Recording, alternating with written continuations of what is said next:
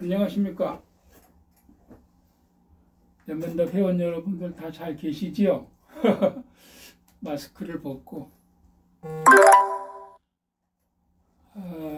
코로나 바이러스 때문에 참 여러 가지 어려움이 많습니다. 우리 회원님들 무탈하게 지내시리라 믿고요.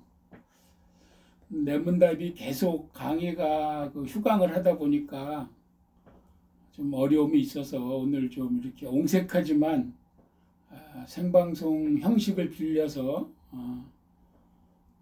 강의를 하고자 합니다. 사실 그 유튜브 방송하는 사람들 보면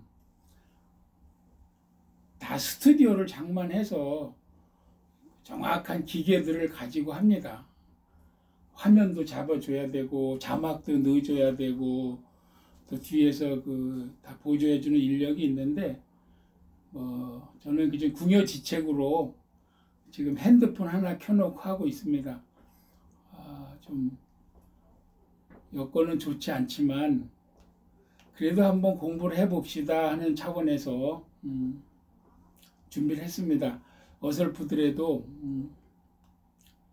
여기는 제 사무실입니다. 제 사무실에서 그냥 제가 책상 위에 지금 핸드폰 켜놓고 마침 제가 그 작은 빔 프로젝터가 있어서 146교시 강좌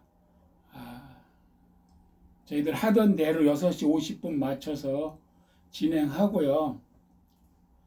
이 화면을 정확히 잡아줘야 되는데 할 수 없이 제가 카메라를 들고 좀 당겨서 하나하나 설명을 좀 해보겠습니다.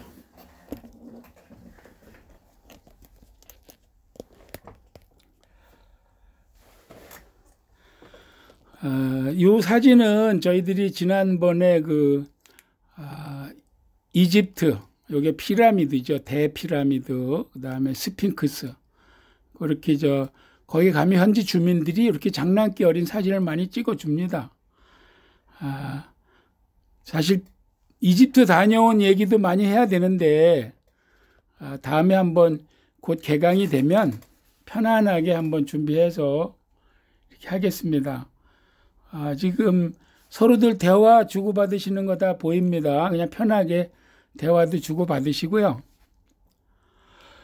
지금 신종 코로나 바이러스가 소위 말해서 코로나 바이러스 19호 2019년도에 생겨서 19호랍니다. 일명 우한 폐렴이죠. 박쥐를 매개체로 해서 생겼다고 그러잖아요. 이 박쥐가 복편입니다. 복편 한자로. 복자는 박쥐복이고 편은 박쥐편입니다.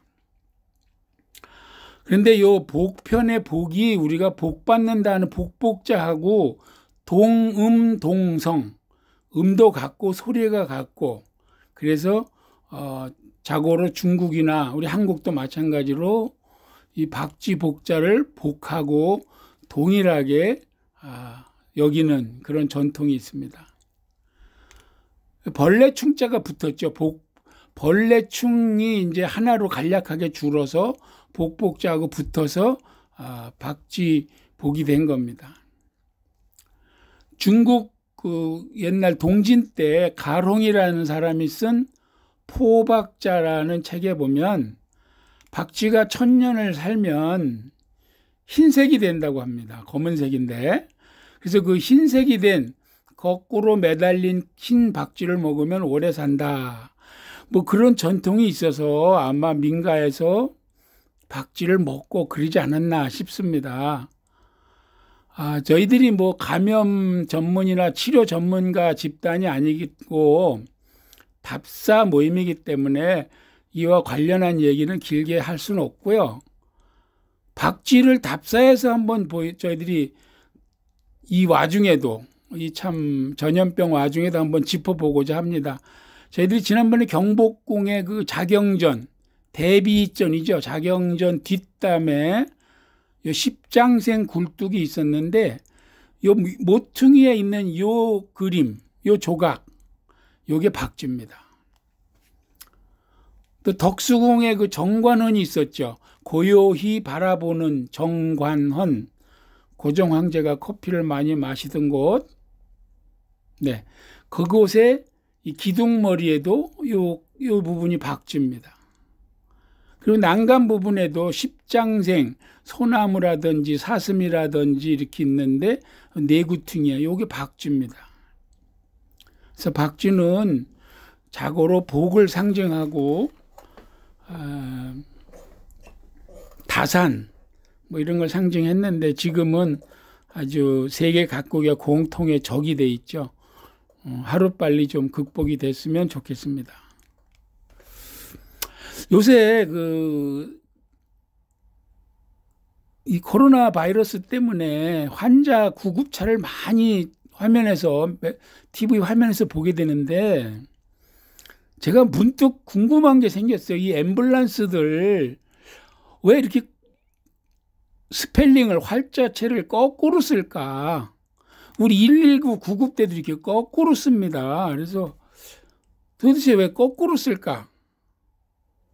혹시 아시는 분 있나요? 보니까 세계 공통입니다. 거꾸로 쓰는 게. 응급차들, 구급차들이 글씨를 거꾸로 쓰는 이유는 도로상에서 급하게 가고자 할 때 앞에 가는 차가 백미러로 볼 때 거꾸로 써야 똑바로 보인답니다. 그래서 앞차가 뒤를 볼 때는 이게 똑바로 보이는 거죠. 이것도 똑바로 보이는 거고 직접 바라보면 거꾸로 보이지만 그래서 앰뷸런스나 구급차들이 글씨를 거꾸로 쓴다. 따라서 앰뷸런스나 구급차 뒷면은 거꾸로 쓰지 않습니다. 뒷면은 거울로 볼 일이 없으니까요. 뭐 이번 기회에 또 상식 하나 짚어보고 넘어가겠습니다. 말씀드린 대로 2월, 3월은 코로나 바이러스 때문에 뭐 대부분의 행사가 취소가 됐습니다. 지난번 2월 1일 당일 답사 충주 가려다가 취소가 됐고요. 또 2월 6일 강자 취소를 했습니다. 지난주에 그 성균관 해화동 지역 답사는 10명이 그래도 좀 이런 상황을 무릅쓰고 다녀왔는데 그 다음 주 토요일 날 환고단하고 성당 지역 답사도 취소를 했고요. 오늘 원래 휴강이죠. 원래 오늘 강의하는 날인데 휴강임에도 불구하고 인터넷 강좌 형식으로 현재 라이브로 진행하고 있습니다. 이번 주말에 원래 그 평일 답사에 사전 탐매 여행을 가려고 했지만 이것도 취소를 했었고요. 이번 주말에 1박 2일로 원래는 경북 김천과 구미 지역을 가고자 했었는데 지금 이쪽이 매우 핫한 지역이죠. 그래서 1박 답사도 연기를 했습니다. 일단은 3월 말로 연기를 했는데 이것도 진행 상황을 봐가면서 추가 연기를 하든지 지역을 바꾸든지 상황에 맞게 그렇게 하겠습니다. 3월 달에는 12일하고 26일 두 번의 강좌가 있는데 모두 취소를 했습니다. 우선 그 도심권 50+가 다 취소가 돼 있는 상황입니다. 모든 그 모임이나 대관 이런 현황들이. 그래서 취소를 했고요. 오늘 한번 해보고 나름대로 그래도 아쉽지만 성과가 있으면 3월 달에도 한번 이렇게 해보도록 애를 써보겠습니다. 3월 달 이후 행사 계획은 한 2, 3주 상황을 봐가면서 다시 밴드에다 공지해서 의견을 모으도록 하겠습니다.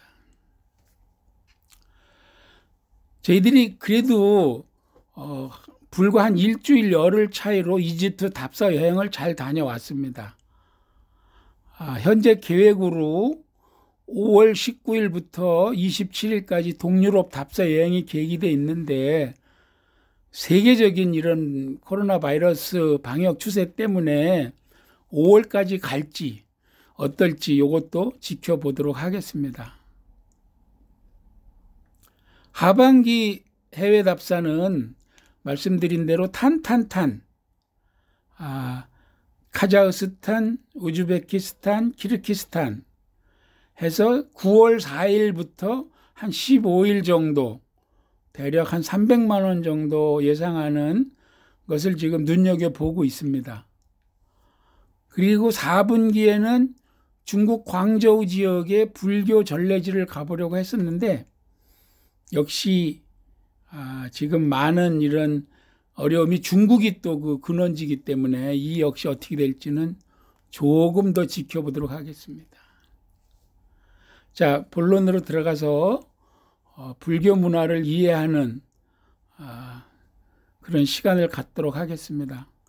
지난 시간에 1월 23일이죠. 지난 시간이 벌써 한 달 전인데 석가모니의 그 일생에 대해서 간략하게 공부를 했고 제가 복습을 하라고 올려드린 바 있습니다. 요 내용이죠. 석가모니, 샤카무니입니다. 샤카무니, 샤카족의 무니, 성자, 뛰어나신 분이죠. 위대하신 분. 요거 다 복습하는 겁니다. 그래서 부처님의 생애, 그래서 태몽을 꾸고 태어나신, 그래서 천상 천하 유아독존 3계 계고 아당 안지라고 말씀하신 그 부처님 탄생, 또 그 부처님이 명상하고 마침내 출가하기에 이르르는 그런 과정, 출가해서 6년간 치열한 고행을 하셨지요. 그리고 마침내 깨달음을 얻었습니다. 성도 깨달음을 이루었죠. 그래서 드디어 인간 고타마 시달타가 수련을 쌓고 애를 쓰는 보살을 지나서 깨달음을 가진 부처님, 불세존이 되는 이런 과정이 35살이 되는 12월 8일 날 이루어졌습니다. 그래서 이날이 성도절, 이제 인류에게 불교가 시작된 날입니다. 깨달음을 가진 부처님은 초전 법륜, 이제 그 말씀을 전해야지요. 법을 전해야 되니까 그 부처님을 같이 따라 나섰다가 고행을 포기한 부처님을 실망해서 떠나갔던 5명을 찾아가지요. 그래서 그 5명에게 처음 최초의 설법을 합니다. 그 최초의 설법이 초전 법륜입니다. 그리고 제자들아 멀리 가서 포교하라 해서 제자들이 계속 늘어나면서 포교가 이어지죠. 그래서 10대 제자로 제가 설명을 해드린 바 있습니다. 10대 제자입니다. 그리고 비구니도 생겼고요. 이모라든지 그 고향의 여성분들이 다 출가를 했죠.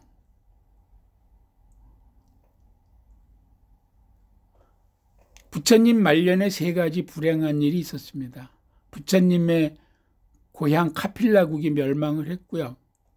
부처님 제자 중에서 가장 뛰어나다고 하는 사리부라고 목련존자가 부처님보다 먼저 돌아갔습니다. 이렇게 하면 조금 글씨 보이나요? 또 사촌 동생 대바다다가 부처님의 교단을 분열하려는 책동을 벌인 바가 있습니다. 그리고 부처님은 35에 깨닫고 45년 동안 각지를 다니면서 법을 전하다가 80세에 쿠시나가라에서 마지막 유언을 남기고 열반에 드십니다. 그래서 이렇게 열반에 들 때까지가 부처님의 일생입니다. 자, 지금부터 이제 오늘 진도 나가겠습니다. 지금 앞전에는 간략하게 지난번 강의 복습한 겁니다. 팔상도라고 하는데 우리가 8가지 그림이죠. 8가지 장면. 무엇을? 부처님 석가모니의 일생을 8가지 장면으로 그린 그림을 팔상도라고 합니다. 그래서 절집에 가면 팔상전도 있고요. 그 팔상전이 아니라도 이런 뭐 금당 외벽이나 각종 이런 여러 가지 그림에 부처님 일생 8장면이 그려져 있는 것을 볼 수가 있습니다. 그 첫 번째가 이 도솔의례상입니다. 아이고. 도솔천에서 부처님이 오시는 겁니다. 그래서 이 마야 부인이 태몽을 꾸는데 부처님이 흰 코끼리가 부처님을 태운 흰 코끼리가 오른쪽 옆구리로 들어오는 태몽을 꾸는 도솔의례상, 이게 첫 번째 그림입니다. 두 번째 그림은 비람강생상, 즉 산딸이 돼서 어머니 마야 부인이 아기를 낳으러 친정으로 가다가 룸비니 동산에서 부처님을 낳는, 즉 부처님이 룸비니에서 태어나는 모습입니다. 비람이 밝을 비, 쪽람, 아주 숲이 밝고 그 쪽빛으로 깨끗한 거죠. 거기서 태어나시는 모습. 그래서 산통이 와서 마야 부인은 무우수나무, 걱정이 없는 무우수나무 가지를 오른손으로 붙잡고 오른손 옆구리로 부처님을 낳으셨습니다. 세 번째 그림은 사문유관상, 그 카필라 왕국의 왕자로 사시는 부처님이 동문, 서문, 남문, 북문 네 성문을 다 나가면서 생로병사, 인간의 어려움을 지켜보면서 도대체 인간은 왜 태어나서 자라고 늙고 아프고 죽고 하는지 깊은 생각에 빠지는 그 과정, 사문유관상입니다. 그리고는 마침내 출가를 하시죠. 유성출가상, 유는 넘을 유입니다. 그 카필라 성의 성을 넘어서 출가를 하는 겁니다. 그래서 그 일국의 왕자로서 보장된 모든 부귀, 영화, 권세 다 세속적인 부를 버리고 출가하는 모습입니다. 그리고는 설산 수도상, 이 설산에 가서, 제가 가서 봤지만 설산은 아니었습니다. 그런데 아무튼 설산에서 수도하는 모습, 6년 동안 극심한 고행을 해서 등과 배가 바짝 말라붙을 정도의 고행을 하시죠. 이게 설산 수도상입니다. 그러다가 더 이상 고행은 깨달음의 길이 아니다 싶어서 내려오셔서 다시 자리를 잡고 선정에 들어갔는데 깨달음을 얻으려는 부처님을 끊임없이 방해하는 누구? 마귀, 마라, 악마지, 악마가 나타나서 협박도 하고 유혹도 하고 공갈도 치고 합니다. 그러나 마침내 부처님은 마귀를 물리치죠. 나무 아래서 항마상, 마귀를 물리친 그런 항마상입니다. 녹원전법상, 이게 초전법륜하고 같은 거죠. 그래서 녹원 또는 녹야원이라고도 하는데, 고행을 포기한 부처님한테 실망해서 곁을 떠났던 요 5 비구니들을 찾아가서 내가 깨달음을 얻노라 하면서 최초의 전법을 하는 모습, 바로 녹원전법상입니다. 그리고 마지막 8번째 장면은 쌍림, 2 그루의 나무 아래에서 열반에 드는 모습, 80세 부처님이 오른쪽 옆구리를 아래로 해서 열반에 드는 모습이 팔상도의 8번째 그림입니다. 이 팔상도가 팔상전에 많이 걸려 있는데 법주사에 가면 이 유명한 5층 탑 팔상전이 있죠. 법주사 팔상전. 국보 제55호입니다. 제가 국보 답사기를 쓰고 있는데 지금 56호인가 7호까지 했지요. 그 55호 소개한 내용을 다시 읽어보시면 이 법주사 팔상전을 상세하게 제가 소개한 바 있습니다. 5층 탑이지만 내부는 다 통으로 터져 있어서 이렇게 이게 내부입니다. 네 면에 한 면에 두 그림씩 8개 그림을 돌아가면서 부처님 나서 가출해서 깨닫고 법륜하고 설법하고 마지막 돌아가시는 모습을 붙여놓은 전각이 법주사 팔상전입니다. 한 번씩 읽어보시고요. 재밌는 거는 팔상전 이렇게 쓰지 8팔자 쓰지 않습니다. 요게 지금 팔상전 현판인데 좀 낡아서 잘 안 보여요. 이렇게 써 있는데 2팔자입니다. 이 팔이 무슨 팔이나 하면 깨어질 팔자입니다. 그래서 아상을 깨트린다 뭐 이런 뜻도 된다고 해석을 하지만 원래 우리 이 숫자는 한 획이나 두 획을 더 그으면 변조가 가능하지요. 그래서 계약서나 문서에 1, 2, 3, 뭐 10자, 1000자 이런 거는 숫자를 그렇게 쓰지 않습니다. 그죠? 팔자도 마찬가지입니다. 그래서 이렇게 쓰지 않고 이렇게 씁니다. 이렇게 쓰는 것을 가전자라고 합니다. 아이고 기침하면 안 되는데 이 가전자 그래서 1, 2, 3을 이렇게 쓰죠. 하나, 둘, 셋, 석삼자 이렇게 쓰지 않고 1, 2, 3, 8도 이렇게 쓰지 않고 이렇게 씁니다. 팔상전.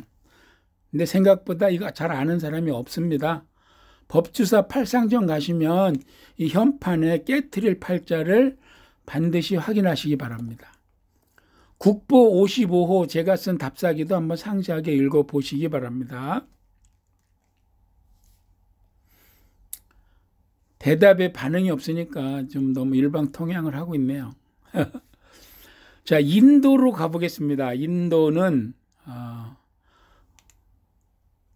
이 극동 동아시아하고 유럽의 중간에 있는 사실 하나의 뭐 거의 독립된 커다란 대륙이나 마찬가지입니다. 인구도 11억이 넘고요.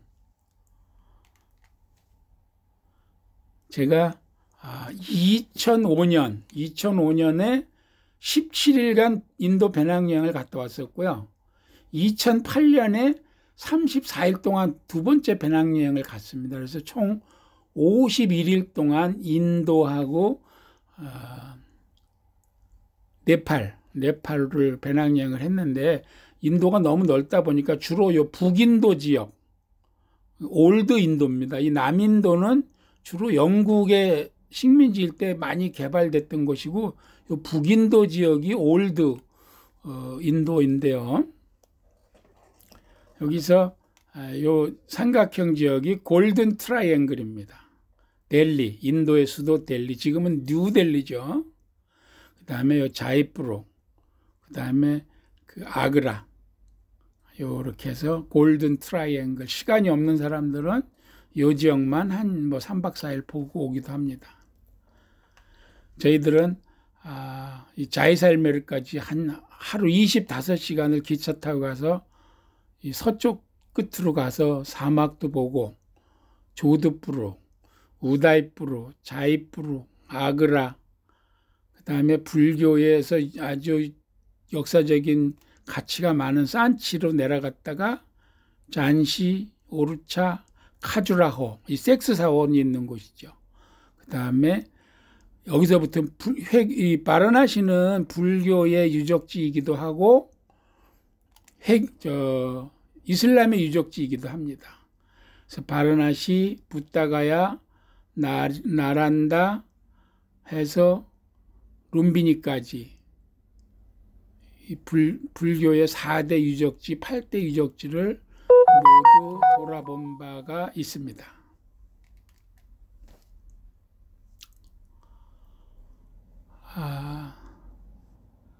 여기 이제 그림 똑같은 건데 다시 한번 이렇게 보여드린 겁니다. 그래서 불교 부처님 일생을 불교 유적지대로 순서대로 설명을 해드리면 바라나시 옆에 사르나트 요것은 부처님이 초전법륜 첫 설법을 한 곳이지요. 그리고 보드가야 이곳은 깨달음을 처음에 얻은 곳이고요. 그 다음에 쭉 올라가서 쿠시나가로 돌아가신 곳이고요. 이렇게 네팔로 넘어가면 룸비니 여기가 태어나신 곳이. 원래 시간 순으로 보면 태어나시고 가출하셔서 깨달으시고 초전 설법하시고 돌아가시고 이렇게 봐야 되는데 순서대로 시간 순서대로 보기가 어려워서 이 동선에 따라서 봤습니다. 그래서 이 동선에 맞춰서 제가 설명을 해드리겠습니다. 이렇게 네 군데가 4대 성지고요. 또 나머지 요 라즈기르, 바이샬리, 상카시아, 시라바스티 4개를 더하면 8대 성지인데 요 상카시아하고 시라바스티는 시간 관계로 들리지 못했습니다. 그래서 참 아쉬움이 많고 요 바이샬리하고 라즈기르는 들려서 8대 성지 중에 6군데를 돌아본 바 있습니다. 자, 초전법륜 첫 설법을 폈던 곳이 바라나시라 그랬죠. 바라나시에 있는 사르나트입니다. 사르나트 녹야원, 사슴 녹자입니다. 녹야원 또는 농림이라고도 하는데 여기서 부처님이 깨달음을 갖고 나서 첫 번째 설법 초전을 했습니다. 그 5 비구들한테 부처님을 욕하고 떠났던 5 비구들한테 했는데 요게 바라나시 기차역입니다. 기차역. 이 초전 법륜을 알지 못하면 바라나시 역 위에 이 기차 바퀴, 마차 바퀴가 왜 있는지를 모릅니다. 요게 초전 법륜을 표시하는 겁니다. 보이십니까? 그래서 바라나시 역에 가면 역사 지붕 위에 초전 법륜을 의미하는 커다란 바퀴가 있다. 알고 가는 것과 모르고 가는 것은 큰 차이가 있겠죠. 요 옆 그림은 바라나시는 간지스강이 흐르는 인도의 뭐 거의 2번째 정도 되는 대도시인데 힌두교도들이 여기에 이렇게 성지로 여기는 곳이고요. 노천 화장장입니다. 이것은 노천 화장장이 있고 힌두교 의식이 매일 밤 벌어지는 곳입니다. 바라나시에서 초전 법륜을 하셨습니다. 참고로 인도 국기를 보면요. 주황색, 흰색, 녹색의 3색에 역시 가운데 법륜이 있습니다. 초전 법륜을 뜻하는 겁니다. 원래는 저 동그란 법륜 생기기 전에 먼저 인도 국기는 이렇게 물레를 넣습니다. 실 잡는 물레를 넣었다가 물레는 떼어버리고 바퀴만 살린 겁니다. 그래서 인도의 국기는 이 법륜을 뜻하는 바퀴가 있고 24시간을 의미하는 24개의 바퀴살, 요 그림 자체를 차크라라고 합니다. 차크라는 인도 요가나 이런 것을 하는 사람들은 잘 알고 있는데 우리 몸의 기혈, 기맥 뭐 이런 것과 비슷한 겁니다. 인도 사람들이 말하는 몸에 7개가 있다고 하는데 그중에 대표적인 것이 부처님 이마에 나 있는 백호도 차크라 중에 하나라는 설이 있습니다. 부처님이 5 비구한테 처음 초전 법륜을 전한 지역에 그것을 기념해서 세운 수투파가 탑이거든요. 수투파가 줄어서 투파가 줄어서 탑이 된 겁니다. 거기에 지금 남아있는 그 기념탑이죠. 초전 법륜 기념한 탑, 이름하여 다맥 수투파입니다. 물론 그 뒤로 13세기에 이슬람교가 들어왔었고요. 또 그 뒤로 현재는 힌두교가 잡았죠. 그래서 폐허가 됐습니다. 여기 지금 이거 보면은 그 초전 전도했던 녹야원 지역에 지금 이렇게 폐허만 남아 있습니다. 그러나 폐허 가운데에도 34m 높이의 다맥 스투파가 이렇게 아직도 거대하게 남아 있습니다. 이게 담액 스투파를 좀 당겨 본 겁니다. 전탑처럼 이렇게 벽돌을 쭉 쌓아놨고요. 이렇게 중간중간에 삥 돌아가면서 감실, 우리가 말하는 감실이죠. 감실도 넣어놨는데 감실에는 아무것도 들어있진 않습니다. 요 옆에 사람 크기를 보시면 이 탑이 얼마나 큰지 알 수 있습니다.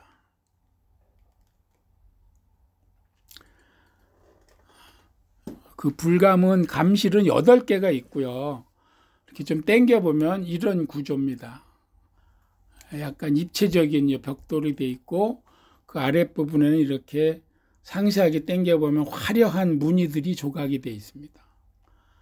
폐허가 된 상태에서 남아있는 것이 이 정도이니까 그것이 온전하게 보존되고 있었다고 하면 그 대단한 규모나 이런 그 장식이 어마어마하게 될 것 같습니다.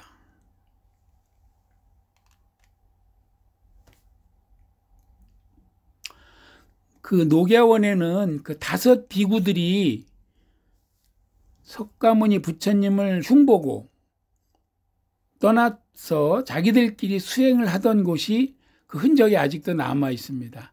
그것이 판차이탄 템플이라고 되어 있는데 거기 가면 설명이 다 돼 있고 여기 돼 있죠. 판차이탄 템플 이쪽으로 가면은 그 우리 한자로 아자 모양의 그 건물 터만 남아 있고요. 사실은 흔적만 있는 곳이죠.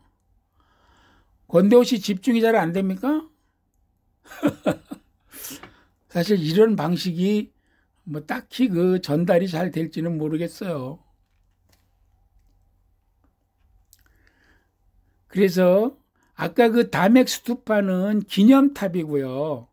요 다르마라자카 스투파는 그 설법한 그 자리라고 합니다. 여기가 5 수행자들을 앉혀놓고 석가모니가 설법했던 그 자리, 그 자리에 세운 스투파 터죠. 지금은 터. 보시면 이렇게 둥근 터만 남아 있습니다. 현장 법사가 여기를 찾아갔을 때는 탑이 있었는데 높이가 100자가 넘었다고 합니다. 믿어지십니까? 100자면 적어도 한 자를 30cm만 잡아도 300m 아니 맞나? 30m? 예. 그 앞에는 70자짜리 석주가 있었다고 하는데 아마 아쇼카 석주가 아니었나 이렇게 봅니다. 현재는 이렇게 둥근 터만 바닥 베이스만 남아 있습니다. 이런 걸 알고 만약에 답사를 가서 보시면 이 자리가 그 자리구나 이렇게 알고 이렇게 느낄 수 있는 그런 장점이 있겠죠. 그리고 이 유명한 아쇼카 대왕의 석주가 이렇게 부서져 있습니다. 이렇게 부러져 있는 석주가 녹야원에 보관이 되어 있는데요. 현장 자리에 부서진 게 15m에 잘라진 게 그리고 71cm 직경. 근데 그 위에 부서진 위쪽에는 이런 모양의 사자상이 있었다는 거죠. 요게 인도의 지금 국장입니다. 국장. 4마리 사자상. 동서남북을 바라보는 4마리 사자상. 그리고 요 밑에 역시 변함없이 초전 법륜이 있죠. 그래서 요 밑에 실물을 보면 요게 그 사자상 실물입니다. 요건 태국에서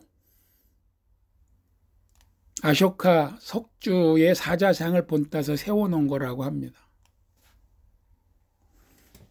지금 석가모니가 깨닫고 나서 5 비구한테 초전 법륜을 행한 녹야원에 대한 설명을 하고 있습니다. 초전 법륜 할 때 설법을 한 거죠. 부처님이. 그 좌상이 요게 그 사르나트, 파키스탄의 사르나트, 파키스탄이 아니고 그 녹야원 옆에 사르나트 박물관에 요게 있습니다. 그래서 여기 지금 요 부처님이 손에 쥐고 있는 행하고 있는 수인 요 손 모양이 설법인입니다. 그래서 부처님이 설법을 할 때, 행할 때 취했던 그런 수인. 그림으로는 이렇죠. 그림. 요게 설법인 그림이고, 실제 부처님 좌상, 초전 법륜을 하는 좌상입니다.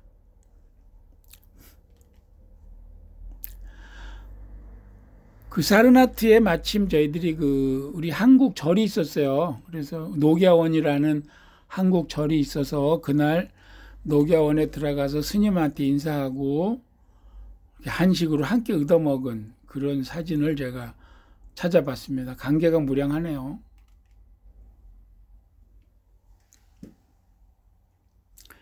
그 다음에 이제 두 번째로 간 곳이 깨달음을 이룬 곳입니다. 무상정각을 이룬 곳. 뭐 각자 편하시니까 중간 휴식 없이 합니다. 네. 오뎅도 드시고 그러면서 들으셔요.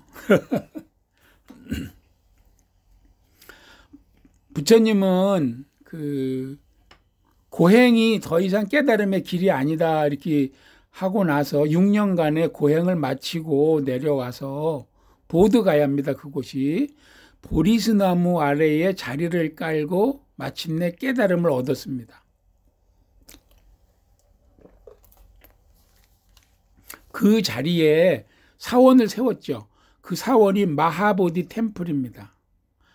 물론 지금 요 사원의 모양인데 요 사진이 54m 높이, 아래는 사원이자 몸체는 탑의 개념을 가지고 있는 것이고요.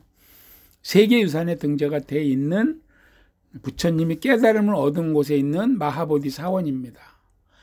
아쇼카 대왕이 인도를 통일하고 부처님이 깨달음을 얻은 이곳에 탑을 세워주었습니다. 그 뒤로 이게 다시 불교에서 힌두 사원이 됐어요. 그리고 또 막 중축도 하고 막 변경이 되죠. 여러 가지 중수도 하고. 그러다가 여기 보시면 힌두하고 불교하고 막 법정 투쟁도 해요. 서로 우리 거라고. 그래서 1906년에 마침내 불교 성지로 60년 동안 법정 투쟁해서 인정을 받았어요. 근데 지금 가보면 그냥 힌두도 있고 불교도 있고 그렇습니다. 참 묘한 그런 나라고요. 묘한 장소인데 아무튼 부처님이 깨달음을 이룬 곳에 있는 마하보디 사원입니다. 그래서 사원을 들어가려고 보면 이 입구에 이렇게 게이트처럼 여기 서 있는 게 있죠. 이게 아쇼카 게이트입니다. 아쇼카 대왕이 세운 거고요. 이 위에는 여러 가지 석주와 닷집을 막 치장을 했는데 말씀드린 대로 이슬람한테 뺏겨, 회교도한테 뺏겨, 폐허가 되고 그냥 관리 안 하니까 매몰됐다가 1881년에 이 유명한 사람의 영국 사람 커닝햄, 이집트에서도 아주 많이 나오는 사람인데 아주 그야말로 제가 생각할 때는 인디아나 존스의 실존 인물이 아닌가 싶을 정도인데 이 양반이 발굴을 해낸 그런 곳입니다. 그 게이트입니다. 세계 각지에서 불교도들이 이렇게 부처님 깨달은 사원이잖아요. 여기 와서 맨발이죠. 다 맨발로 이 사원이 탑같이 생겼다 그랬잖아요. 탑돌이 하듯이 순례객들이 도는 그런 장면들입니다. 그 부처님이 깨달음을 얻은 보리수 나무는 어디 있느냐? 그 마하보디 사원 뒤쪽에 있습니다. 지금도 있습니다. 보리수 나무. 원래는 빠빌라 나무라고 하는데 삐빨이라고도 하고 본토 발음이니까요. 근데 이 나무 밑에서 붓다가 깨달음을 얻어서 보디트리, 마하보디 트리 이렇게도 부릅니다. 그 지금 가보면 요게 서쪽 담 뒤에 이렇게 나무가 있는데 나무에 이렇게 돌담을 쳐서 보호하고 있습니다. 들어갈 수 없죠. 그리고 그 옆에는 이 불교 참배객들이 끊임없이 수많은 참배객들이 부처님이 깨달았던 보리수 나무에 가까이 가려고 여기서 참배를 드리고 있습니다. 이 보리수 나무입니다. 보리수 나무. 그 담장 안에는 부처님이 그 깨달음을 얻는 동안 앉아있던 자리, 금강보좌죠. 금강보좌. 그리고 그 초창기에는 불상을 새기지 못했어요. 부처님 돌아가시고 400~500년 동안은 불상이 없습니다. 그래서 그 자리에는 부처님 발을 새겼습니다. 그래서 부처님의 발을 새긴 돌이 이 안에 있습니다. 자, 요걸 보시면 그 안에 있는 요 침대 같이 보이지만 이게 보좌입니다. 시다르타가 여기 앉으니까 어느 농부가 와서 길상초를 깔아주었죠. 그 자리에 이 금강 보좌를 만든 겁니다. 그리고 제가 얘기한 부처님의 발, 불족석이죠. 부처의 발이 새긴 돌, 발처럼 보입니까? 네. 이렇게 안에 있습니다. 그럼 그 보리수가 지금 2000 몇백 년 동안 600년 가까이 자라고 있단 말이냐? 물론 아니죠. 지금 이 보리수는 4대 보리수입니다. 1대 보리수는 부처님 생존 당시 보리수, 2대 보리수는 아쇼카 대왕이 인도를 통일하고 부처님을 상당히 존중했던 이 불교에 귀한 그 위대한 대왕인데, 아쇼카 대왕이 불교에 입문하기 전에 그 부인이 잘라버렸답니다. 그래서 아쇼카 대왕이 불교에 귀한 후에 이 나무를 되살려 놨는데 12세기에 이슬람 세력들이 죽여버렸습니다. 이 나무를. 그리고 3대 보리수는 아쇼카 대왕의 아들하고 딸이 그 보리수 나무의 줄기를 가져다가 어디다 심었다? 스리랑카에 심습니다. 요건 현재 스리랑카에 있습니다. 3대 보리수가. 현재 최고령 나무고요. 이 부처님이 깨달은 장소에 있는 4대 보리수는 19세기에 영국인 로드 커닝햄이 발굴했다 그랬잖아요. 그 3대 보리수 묘목에서 그 3대 보리수 나무에서 묘목을 가져다가 심은 것이랍니다. 그러니까 그래도 지금 2000년이니까 한 300년 가까이 됐나요?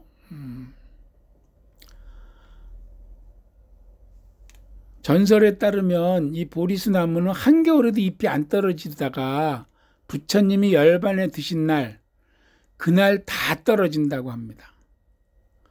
그리고 다시 새 잎이 나온다. 그래서 가까운 임금, 스님, 불자들 모두 모여서 공양을 하는데, 저희들이 가보니까 잎사귀를 참배객들이 줍기가 어렵습니다. 왜? 청소부들이 다 주워가지고 $1 받고 하나씩 줍니다. 그래서 그때 $1 주고 보리수 나무를 몇 개 샀던 그런 기억이 있습니다. 그 보리수 나무 열매로 염주도 만들어서 팔고 이렇게 합니다. 부처님이 12월 8일 날 새벽별을 보고 정각, 드디어 깨달으신 거죠. 그래서 깨닫자마자 그 자리를 떠난 것이 아니고 7일에 7번, 49일이죠. 77이 49일 동안 그 깨달음에 대한 너무 넘치는 기쁨에 그 보리수 아래서 계속 그 깨달은 기쁨을 간직했다고 기록이 되어 있습니다. 그래서 7번 자리를 옮겨요. 한 곳에서 일주일씩. 그래서 7번 그 명상도 하고 깨달음을 하는데, 첫 번째 일주일은 그 깨달았던 자리, 그 보리수 나무 아래 그 금강 보좌에서 일주일을 깨달은 기쁨을 누리신 거예요. 일주일 동안. 두 번째 일주일은 약간 자리를 옮겨서 동북 쪽에 있는 언덕에서 눈 하나 깜빡이지 않고 당신이 앉아있던 보리수 나무를 바라보면서 깨달음을 했던 것을 다시 명상했다. 그래서 그 두 번째 7일을 보냈던 자리에는 마하보디 사원이 크죠. 그 비슷한 모양의 작은 사원이 세워져 있습니다. 여기에 그 사원이 여기 좀 작은 겁니다. 그 위에. 그리고 여기에 그렇게 써 있습니다. After enlightenment road, Buddha spent the second week in meditation here, gazing unwinking, 눈 하나 깜빡이지 않았다는 거죠. At the Bodhi tree. 영어가 맞나 모르겠습니다. 그 옆에 설명이 이렇게 써 있습니다. 그럼 세 번째 7일은 뭐를 하셨느냐?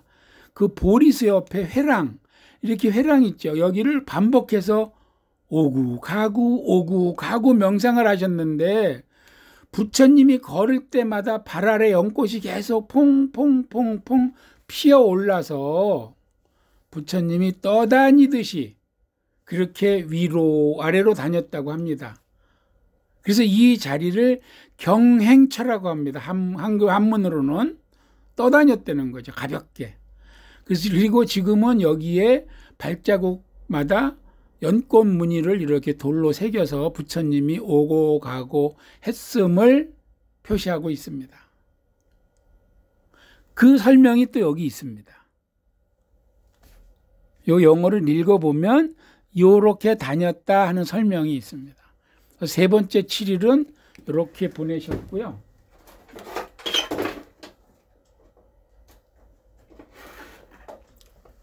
아유, 좀 흔들려서 죄송합니다. 이제 손에 들고 합니다, 지금. 네 번째 7일은 보리수에서 조금 떨어진 곳으로 가셔서 연기법, 이 연기설이죠. 인연에 대해서 깊이 명상하고 생각하고 보내셨다고 합니다. 그때 부처님 몸에서 오색 광명이 쫙 올리는데 이 5가지 색깔이 세계에서 공통으로 불교의 색으로 인정을 하고 있고요. 또 부처님의 5가지 말씀으로 인정을 하고 있습니다.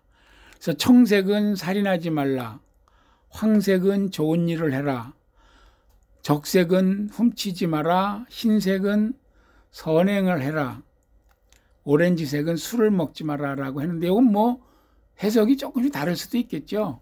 이게 불교 깃발입니다. 이 오교시 5가지 색을 집어넣은 불교 깃발, 이런 모양 길을 네팔이나 이런 데 가시면 많이 보시는데 그게 불교 기고요. 네 번째 7일 동안 부처님이 몸에서 뿜어내신 색깔입니다. 5번째 7일은 용화수라고 하는데 반얀트리라고 그럽니다. 반얀트리. 지금 뭐 우리나라에도 반얀트리 호텔이 있고 세계적으로 반얀트리 리조트가 많지요. 반얀트리가 무슨 나무인가 하면 열대에 가면 요 나무인데요. 반얀트리 이렇게 뭐 막 수염처럼 막 늘어지는 나무, 이게 반얀트리입니다. 그 반얀트리에서 삼매 드셨죠. 아주 깊은 생각에 드셨고, 그 당시 인도는 계급사회잖아요. 이게 4가지 계급이 있었는데 그 인도에서 4가지 계급 중 가장 위에 있는 사제, 브라만 계급에 있는 사람한테 부처님이 말씀하시기를 성스러운 사람은, 그러니까 너는, 브라만을 얘기하는 거죠.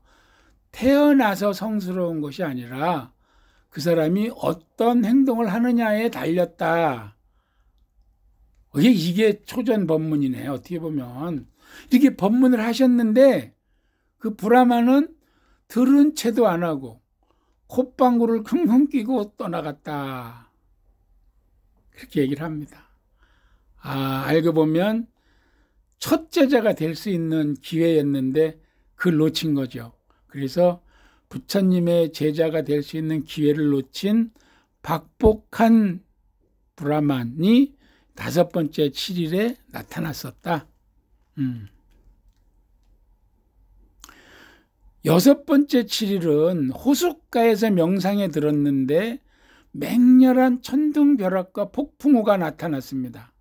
그러자 부처님이 이제 폭풍 속에 홀로 놓인 거잖아요. 뱀의 왕인 묵갈린다. 왕코브라입니다. 요거 왕코브라, 그죠? 요 왕코브라가 나타나서 부처님 몸을 쭉 에워싸고, 이 후드죠, 후드. 독사가 목이 넓잖아요. 그걸 후드라 그러는데 그걸 펴서 이렇게 부처님을 보호해 드렸다. 그래서 여섯 번째 7일을 보냈다는 이게 호수인데, 이 호숫가에 이런 조형물이 지금 새겨져 있어요. 이런 내용을 모르고 가면 이 연못을 보고 이 조형물을 보아도 무슨 내용인지 모릅니다. 물론 그 옆에 이렇게 영어로 써 있어요. 스네이크 킹이라고 돼 있잖아요. 이게 우리 사상, 중국이나 우리 사상으로 얘기하면 용입니다. 용. 인도에서는 뭐 코브라, 뱀 이렇게 얘기하지만 용이 나타나서 보호해 드린 거죠. 그래서 여섯 번째 7일을 보냈습니다. 일곱 번째 7일은 역시 어느 나무, 빡갈뜨리 나무라고 하는데 이 나무 아래서 선정해 두셨는데 이때 중요한 일이 한번 벌어집니다. 그 일곱 번째 7일에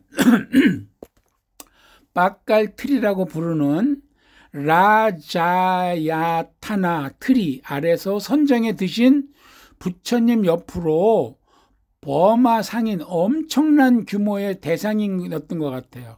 뭐 한 낙타 막 200마리 이렇게 끌고 다니는 버마 상인이 누구냐? 트라푸사와 발리카라는 두 명의 상인이 부처님한테 떡과 꿀을 공양했어요. 그래서 부처님이 머리카락 8개를 잘라 주었답니다. 부처님 머리카락을 받은 이 버마 상인 둘은 버마로 돌아가서 그 부처님 머리카락을 보관하는 탑을 세웠는데 이게 불교의 최초의 탑. 제가 물음표를 찍었죠. 이건 버마 얘기니까. 그 최초의 탑이 된 셈이에요, 사실은. 그게 버마의 수도, 그 미얀마 수도, 지금은 미얀마죠. 랑곤에 있는 쉐다곤 파고다입니다. 재밌는 얘기예요. 그 중간에 한 번은 인도의 브라만이 부처님 제자가 될 기회를 놓쳐서 아주 그냥 떠나갔고, 일곱 번째 7일 동안에 선정해 두셨는데 버마 상인이 공양을 했고 그 고맙다고 주신 머리카락을 받아가서 탑을 세운 게 지금 미얀마 랑군에 있는 쉐다곤 파고다입니다. 요게 이제 그 일곱 번째 있었다 그러는 빡갈트리라고 하는데 좀 나무가 부실하고요. 어쨌거나 그 옆에 이렇게 써 있습니다. 또 일곱 번째 7일을 보냈다고. 그 부처님이 깨달음을 했다는 사원 주변에 이게 7곳이 다 있습니다.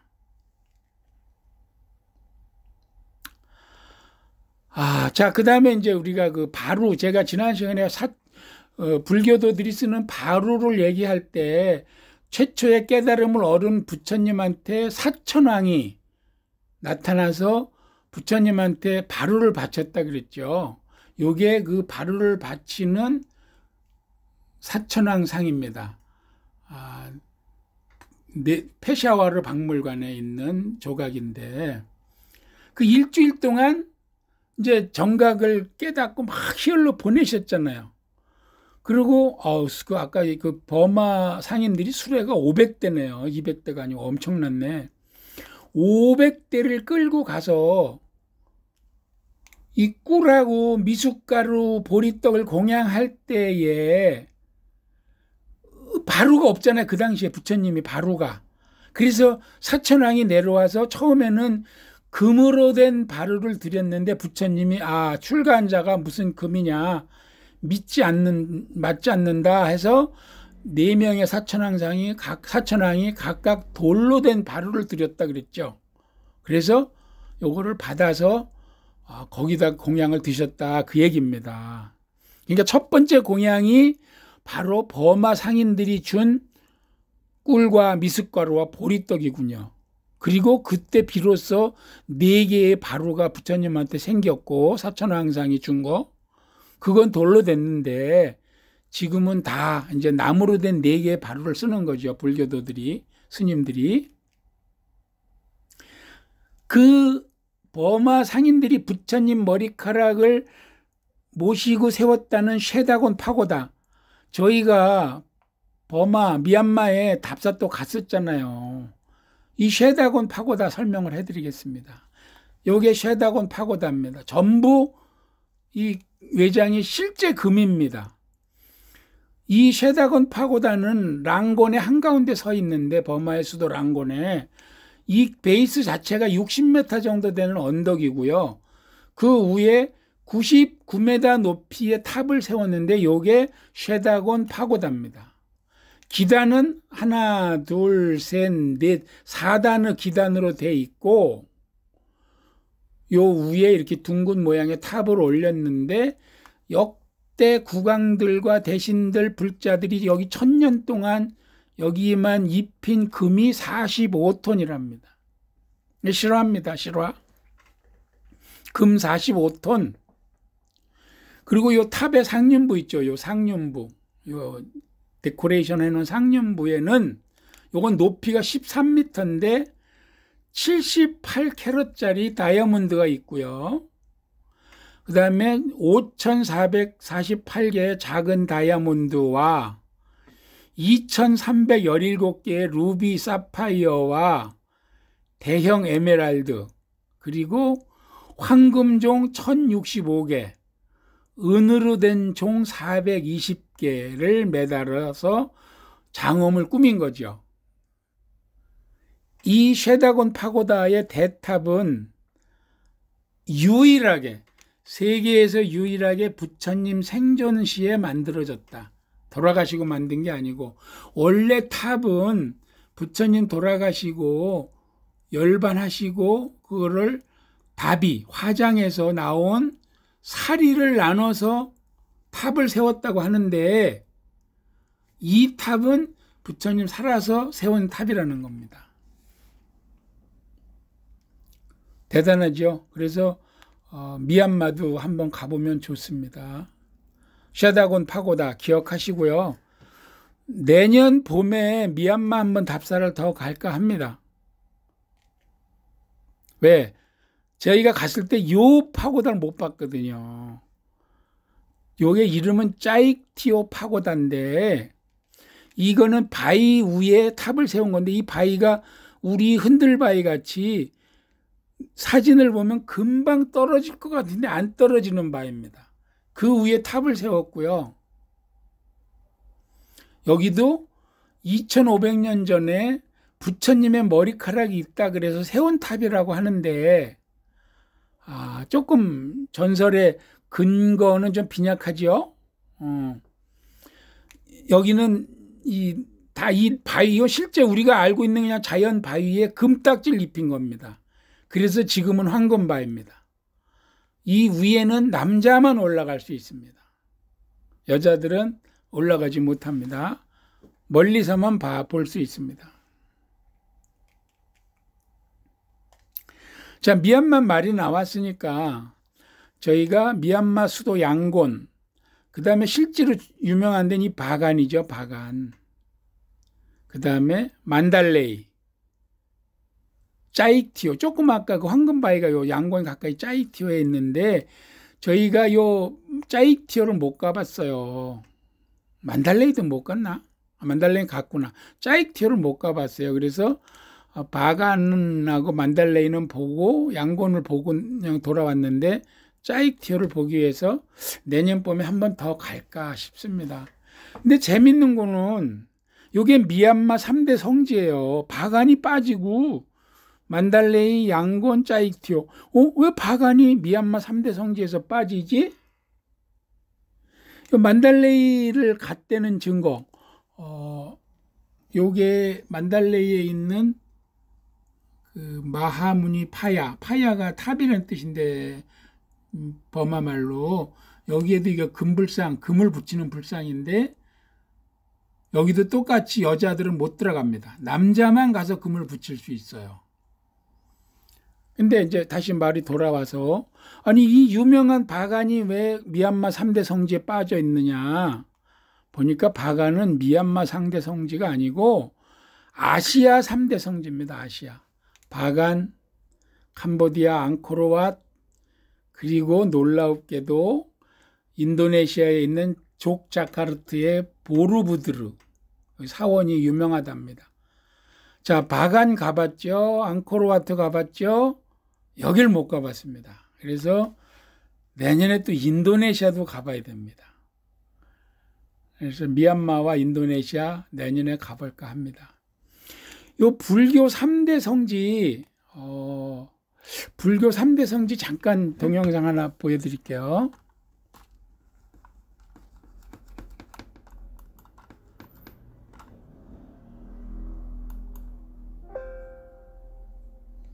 아, 이게 또 못 연대네. 이런.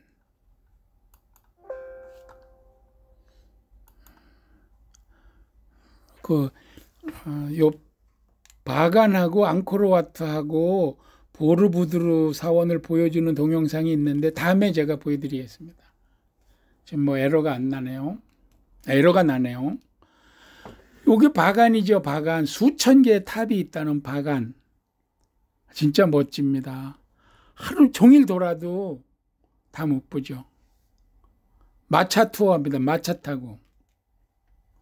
요거는 잘 알다시피 앙코르와트, 캄보디아 앙코르와트죠. 이것도 봤었고, 요게 보르부드르 사원입니다. 아, 못 봤어요. 제가 못 가봤습니다.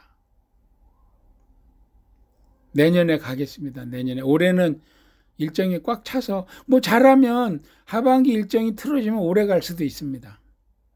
올해 가을이나 초겨울에, 이 더운 곳이니까. 자, 다시 이제 얘기가 지금 조금 엇나갔는데, 부처님의 일생 중에서 초전 법륜을 했던 곳, 바라나시에 가까이 있는 사르나트 녹야원, 이거 설명해 드렸죠. 그 다음에 부처님이 깨달았던 곳, 보드가야입니다. 보드가야. 여기 부처님 깨달은 곳 두 군데 지금 설명한 겁니다. 그리고 저희들은 라지기르, 날란다 거쳐서 바이샬리 거쳐서 쿠시나가르 열반하신 곳 이렇게 올라가서 네팔로 넘어가서 룸비니를 봤거든요. 그래서 요 순서대로 제가 설명을 드리려고 합니다. 못 갔던 이 슈라바스티는 부처님이 깨닫고 나서 돌아가실 때까지 계셨던 기간 중에서 가장 오래 머무르셨던 곳입니다. 슈라바스티가. 부처님이 부처님의 나라를 망가뜨린 강대국이 코살라국인데, 그 코살라국의 수도였습니다. 기원정사가 있는 곳이죠. 금강경이 설법된 곳이고요. 요 라지기르는 좀 이따 나오는데, 요 라지기르는 부처님이 법화경을 설법한 곳이고, 중림정사 최초 사원. 슈라바스티가 기원정사, 라지기리가 중림정사, 2대 절이 처음에 나왔던 곳이고요. 요 상카시아는 부처님이 중간에 돌아가신 어머니 마야 부인한테 올라가서 설법을 하고 내려올 때 이 상카시아로 내려오셨다고 합니다. 자, 계속 진도 나가겠습니다. 지금 지리적인 위치 순서로 하다 보니까 부처님 일생의 순서대로 안 되고 있다 그랬죠. 그래서 제일 먼저 깨달은 곳 설명했습니다. 저 초전 설법한 곳. 그 다음에 깨달은 곳 설명했죠. 여기는 지금 세 번째, 여기는 뭐냐면 그 고행을 하던 곳입니다. 6년 동안 치열하게 고행을 하던 곳.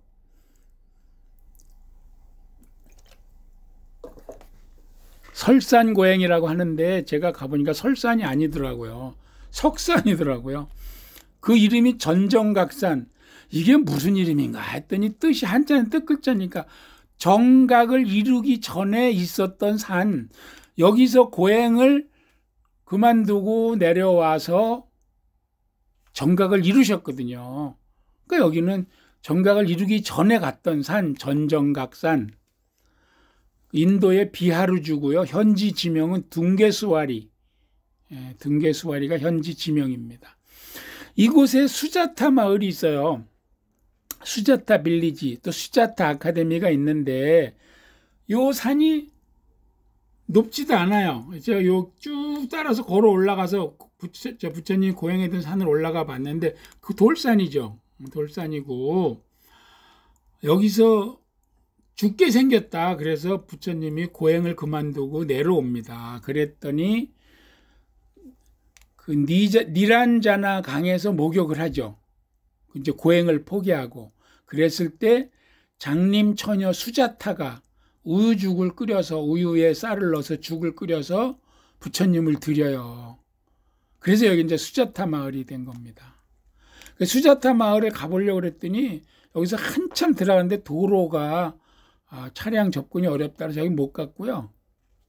그 아래 수자타 아카데미가 있어요. 이렇게 수자타 아카데미. 요거는 우리나라 정토회에서 세워준 학교입니다. 학교도 있고 병원도 있고 뭐 이렇게 돌보는 시설도 있고 그런데 정토회 아시죠? 법륜 스님이 세운 게 정토회입니다. 그게 여기에 수자타 아카데미도 세웠고요. 법륜 스님이 끌고 다니는 인도 성지순례 인원이 대단합니다. 몇백 명씩 끌고 다니십니다.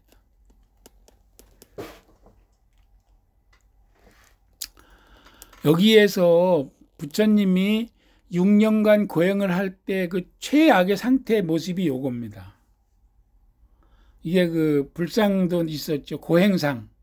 요거는 그 파키스탄 박물관에 있는 고행상이 아니고 이 전정각산 위에 가면 요런 바위 동굴에 건물 같이 생긴 곳이 있어요.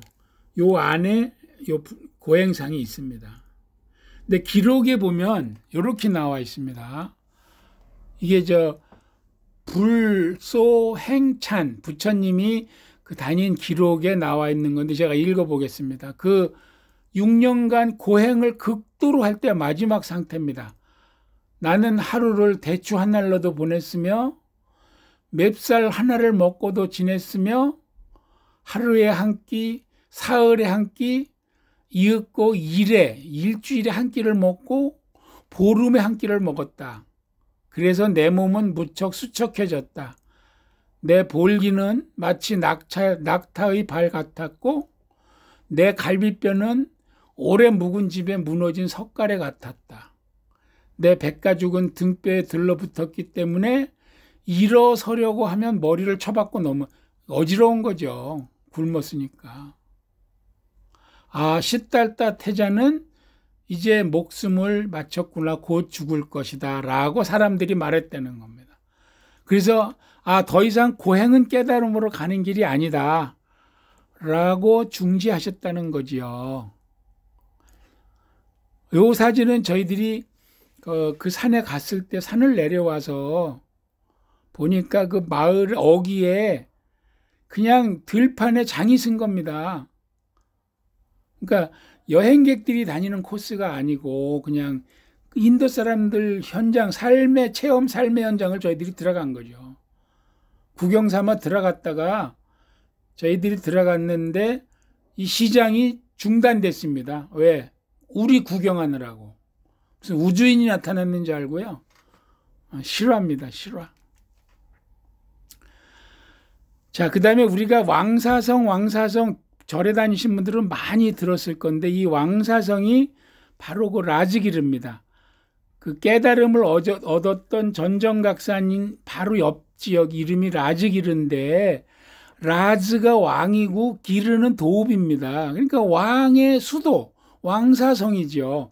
왜냐하면 이 불경도 다 그 한문 번역을 했기 때문에 그렇습니다. 그래서 라즈기르 하고 왕사성이라고도 합니다. 이곳은 마가다국의 수도였는데 마가다국의 임금이 빈비사라 왕이에요.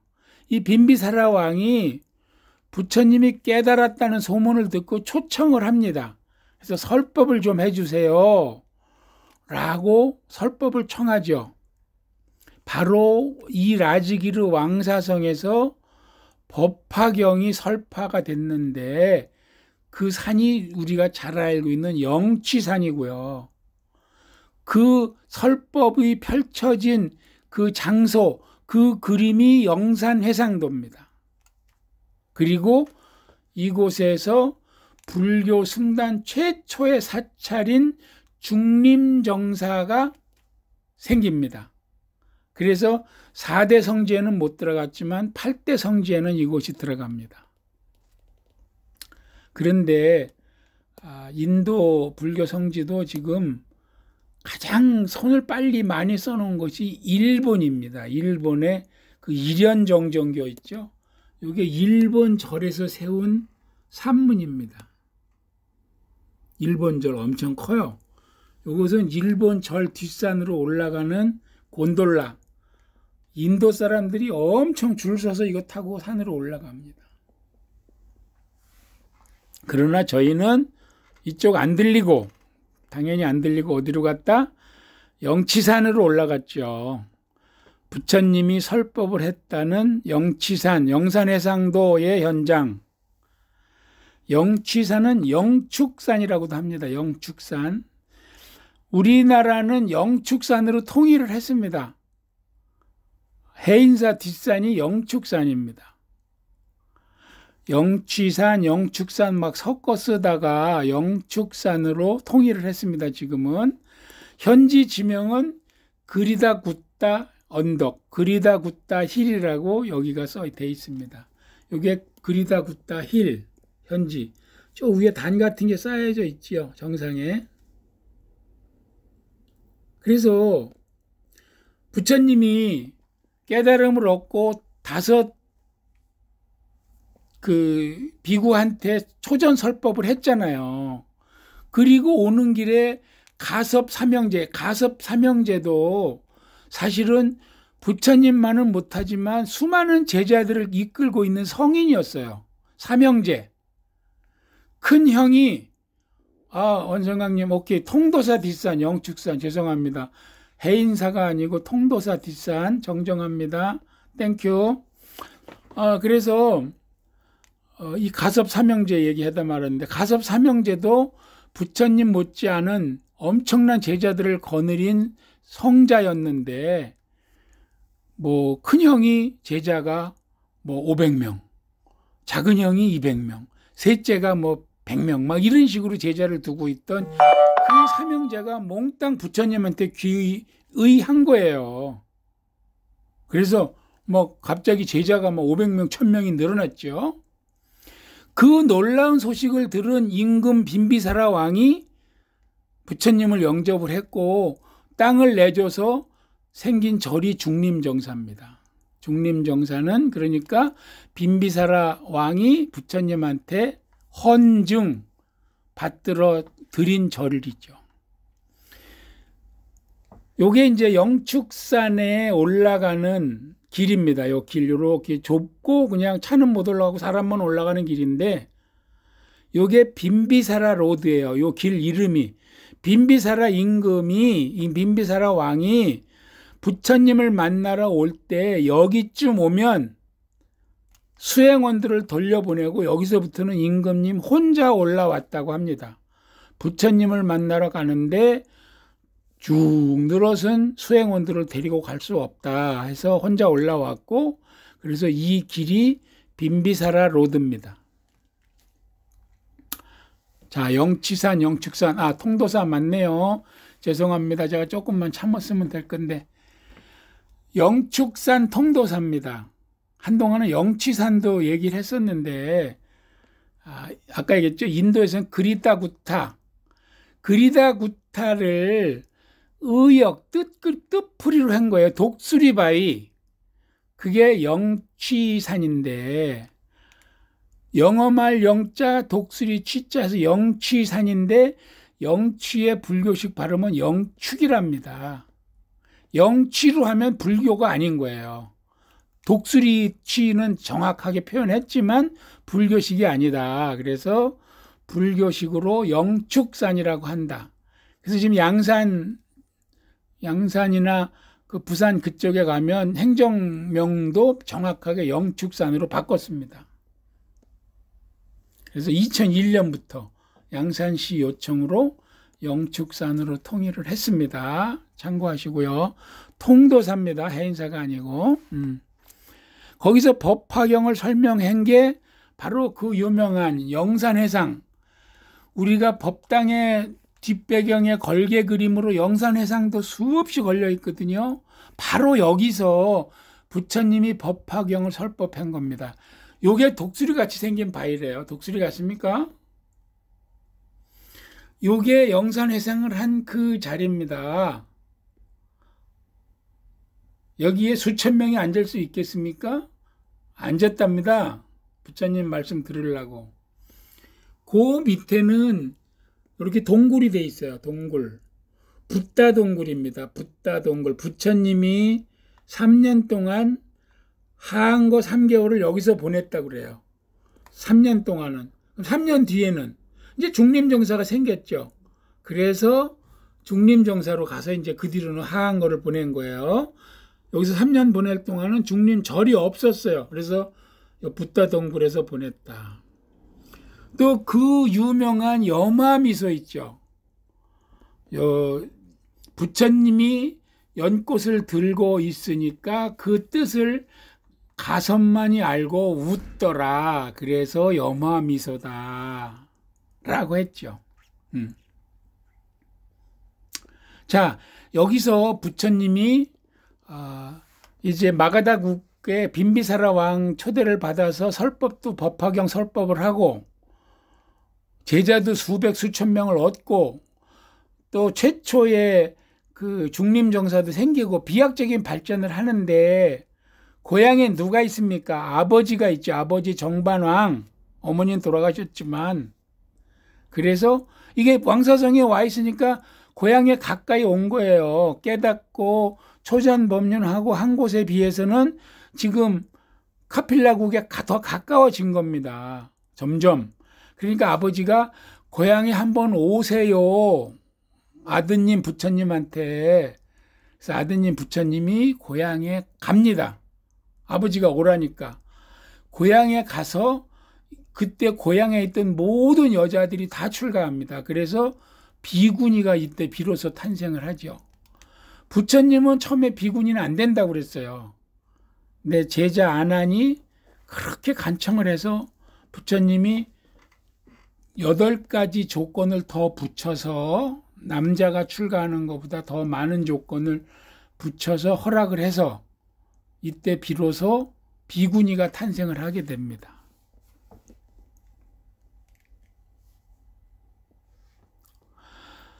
요거는 부처님이 망고를 그렇게 좋아하셨대요. 그래서 그 당시 마가다국에서 갑부 중에 한 사람인 지박하가 부처님한테 망고 농장을 바칩니다. 아예. 그 망고 농장 터입니다. 물론 지금은 터만 남았습니다. 이렇게. 그랬는데 이 빈비사라 왕은 아들이 역모를 꾸며서 자기 아버지를 가두고 이 빈비사라 왕에 갇혔던 감옥 터입니다. 그래서 빈비사라 왕의 아들은 아버지를 가두고 왕이 되고 부처님의 사촌 조카는 부처님을 뒤집으려고 그래서 부처님의 3가지 슬픈 일 얘기했었죠. 이 빈비사라 아들하고 부처님 사촌 동생하고 짠 거예요. 그래서 여기 빈비사라 제일 감옥이라고 표시가 돼 있죠. 요거는 지박하의 망고 농장 표시가 돼 있습니다. 그러니까 부처님 시대에도 그렇게 역모, 반역, 막 부자지간에도 권력 다툼 이런 게 다 있었던 거죠. 심지어 부처님 동생이 부처님의 교단을 빼앗으려고 했으니까. 아까 얘기한 중림정사. 자, 아무튼 그 빈비사라 왕이 땅을 들였어요. 물론 여기 나오죠. 불교 최초의 사원 중림정사. 빈비사라 왕이 그 당시 벨루바나 동산 하나를 드린 거야, 부처님한테. 그랬더니 또 다른 부자가 그 동산은 땅만 있으니까 오두막 60채를 기증을 해서 정사, 성스럽게 수양하는 그런 집이 생긴 거죠. 중림정사니까 가보면 여기 중림정사 표시 있잖아요. 한자말 쓴 거 이거 다 일본 절들이 쓴 겁니다. 중림정사 터지요. 지금은 없죠. 이렇게 지금 대나무만 있어요. 그래서 지금은 중림만 남아 있습니다. 그 중림정사 옆에는 부처님도 자주 들렸다는 온천 지금도 있습니다. 이렇게 노천 온천처럼 내려다보면 보여요. 물론 다 남자들 뿐입니다.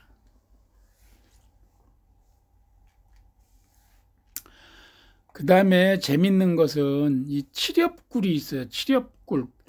7개의 굴이 있는 거죠. 가지치듯이 7개의 굴이 있는데, 요 1차 결집 중요합니다. 불교에서 요 1차 결집이 대단히 중요한데, 요건 나중에 제가 따로 설명할 기회가 있어요. 이 결집에 대해서 기억만 해 놓으세요. 여러 번의 결집이 있었는데 부처님 돌아가신 뒤에 제자들이 모인 게 결집이에요. 그 중에 1차 결집, 첫 번째 결집을 한 곳이 요 칠엽굴입니다. 칠엽굴은 2개의 석굴이 있는데 한 곳에는 3개, 또 한 곳에는 4개의 통로가 있어서 7개의 통로가 가지치듯이 쭉 있다. 그래서 칠엽굴입니다. 그 안에는 어마어마하게도 500명이 회의할 수 있는 공간이 있다. 1차 결집에 500명이 모였거든요. 그랬는데 1934년에 대지진이 났어요. 그래서 지금은 이렇게 입구만 볼 수 있습니다. 그 안에는 다 지진으로 막혀 있는 거죠. 이게 좀 멀리서 본 칠엽굴입니다. 1차 결집, 칠엽굴. 우리나라와 마찬가지로 여기도 굴 안에 조금 들어갈 수 있는 곳에는 이렇게 촛불 켜고 치성을 드리고 하고 있습니다. 자, 라즈기르. 부처님이 영산회상 했던 그곳에 바로 옆에 나란다가 있습니다.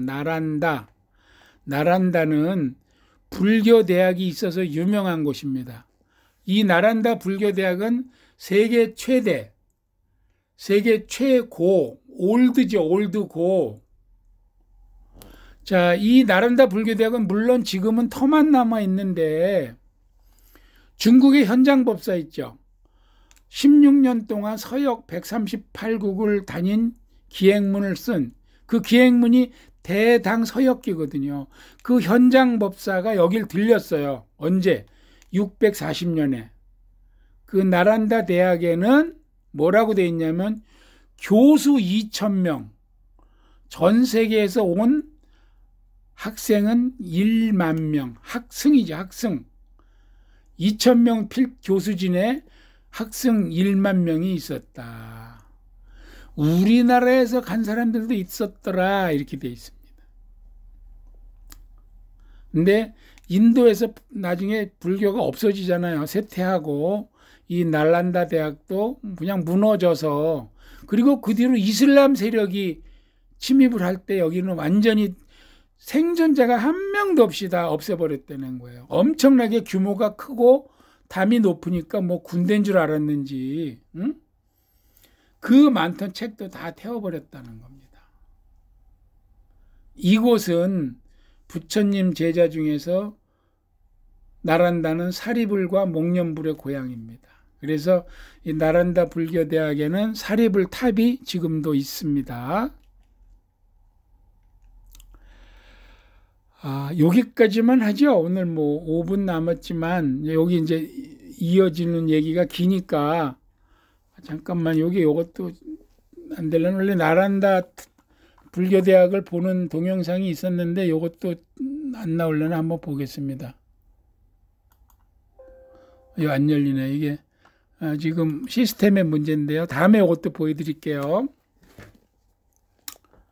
오늘은 여기까지만 하겠습니다. 나란다 불교대학까지만 하고 그 뒷얘기는 이제 다음 시간에 이렇게 하겠습니다. 다시 카메라를 잘 놓고 제가 인사를 해야 되니까요. 참 엉색합니다. 이렇게 해서 제가 거의 그래도 90분 동안 지금 수업을 했습니다. 부처님의 그 일대기를 쭉 하면서 시간 순으로 못하고 제가 다닌 답사한 지역 순으로, 그래서 초전설법 했던 곳 먼저, 그 다음에 깨달은 곳 다음에, 그 다음에 이제 부처님이 그 뭐 고행했던 곳, 그 다음에 영산해상했던 영축산, 그 과정에서 생생한 인도 현지의 사진이라든지 관련된 백데이터를 제 나름대로 성의껏 설명을 했고요. 코로나 사태가 너무 길어져서 그냥 가만히 손 놓고 있으면 2월달 2번, 3월달 2번, 4번을 강의를 휴강을 해야 됩니다. 그래서 참 저도 답답해서 궁여지책으로 이렇게 해봤고요. 아무튼 내문답이 손 놓고 있는 것보단 그래도 낫지 않나 싶습니다. 한 그래도 10여 명 넘게 20여 명 가까이 강의를 들어주신 것 같은데 고맙고요. 제가 이 동영상은 녹화해서 다시 보기 올려놓겠습니다. 나중에 한번 보시고 반응을 제가 들어봐서 괜찮으면 3월 달에도 이렇게 인강으로 아니 또 방법도 조금 연구를 해보겠습니다. 이거보다 조금 더 나은 방법이 없나 이렇게. 원래는 카메라 여러 대가 하나는 화면 잡고 하나는 저를 잡고 기술자가 수시로 바꿔가면서, 또는 이 파워포인트 자체를 디지털로 집어넣어서 화면에 보여줘야 되거든요, 사실은. 근데 그 정도 하려면 여기 스튜디오를 차려야 되고 엄청난 뭐 시설과 비용이 들어가니까 그냥 이 정도로 만족하시고, 일단은 오늘 강의는 여기까지 마치고 오늘 뒤풀이는 각자 하시기 바랍니다. 이어서 오늘 저녁에 미스터 트롯 본방 사수하시고요. 강의 마치겠습니다. 고맙습니다.